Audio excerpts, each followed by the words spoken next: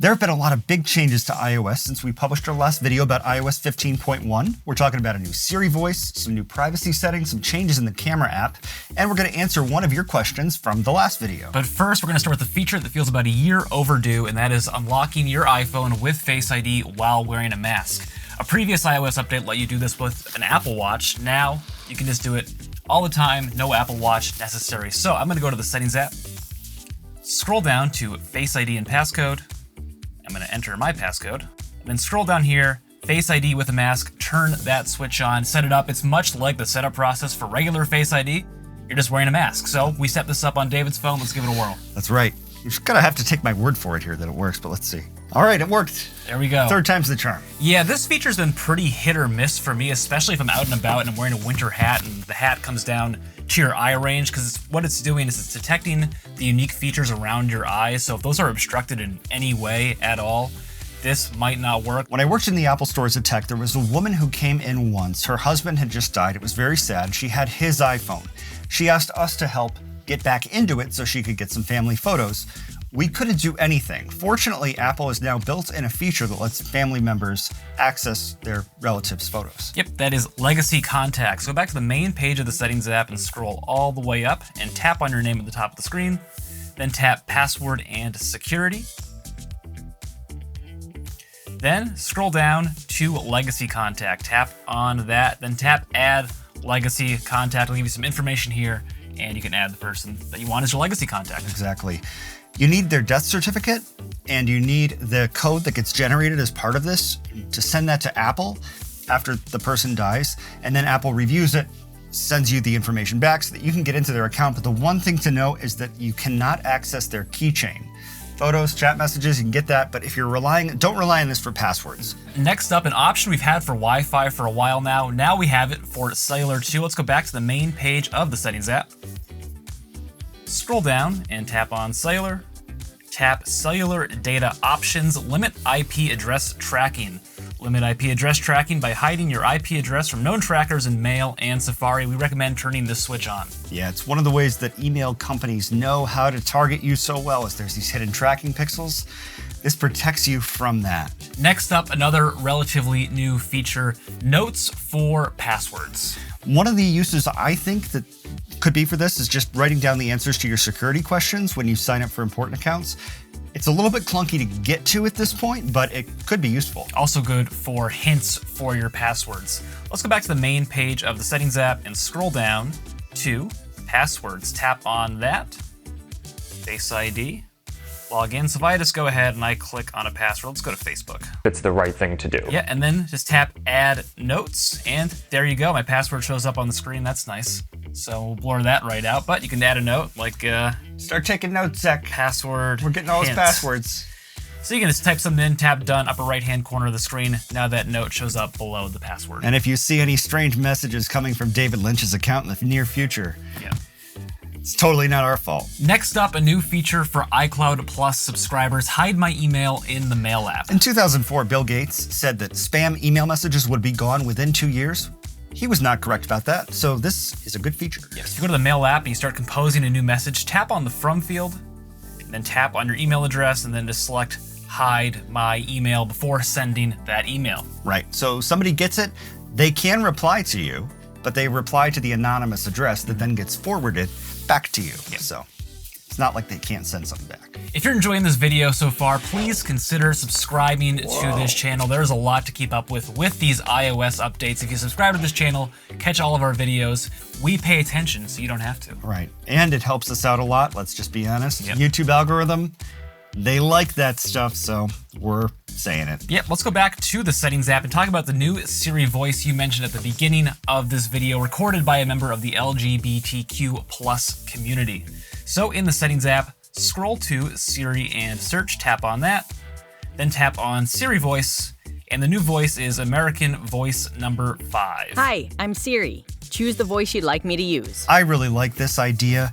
Apple, I think, is using Siri as a way to promote social justice, kind of in a subtle way. Next up is the app privacy report. Let's go back to the main page of the Settings app. A few below Siri and search is privacy. Tap on that. Then scroll all the way down to app privacy report. There's a lot of information here. It can be a little bit overwhelming. It's just good to keep an eye on what your apps are doing. Right, so let's pick on Facebook, for instance. Well, that's pretty easy to do. App network activity. Facebook, 521 contact domains. If you tap on Facebook, There's just a lot. There's a lot. I mean, I know it's nice that they provided this report for people, but it would be nice if they categorized each of these into their purpose. Like, is it just a tracker for advertising, or is it an analytics platform? It's nice that they did this, but how useful is this to most people? iOS 15.4 has brought us a new widget, a wallet widget for Apple Card users. If I go to the home screen, just press and hold anywhere, and then tap that plus button upper left-hand corner of the screen. Search in your widgets for wallet, tap on that, add widget. So you can see your card balance, see your spending habits. I don't use my Apple Card, as you can see, so it's not very interesting for me, but if you're an Apple Card user and use it all the time, good information here. Next, we've got some iPhone 13 Pro and 13 Pro Max features. The first is the macro camera lens. It's now super easy to switch back and forth. Go back to the main page of the settings app and scroll down to camera. Tap camera, scroll down and make sure that switch next to macro control is on. That's how you can be able to toggle back and forth between the macro lens and whatever the other lens is called. So now if you go to the camera app and we bring... Are you ready for me? I'm ready now. All right, here we go. Bring this up super close. Super close? Super close. You see that little flower up here? When it's illuminated like that, that's how you know it's in the macro lens. If you want to turn off the macro lens, just tap on the flower. Ew. The picture gets a lot worse, as you can see. So there you go. Whoa. Yeah, it's a lot better.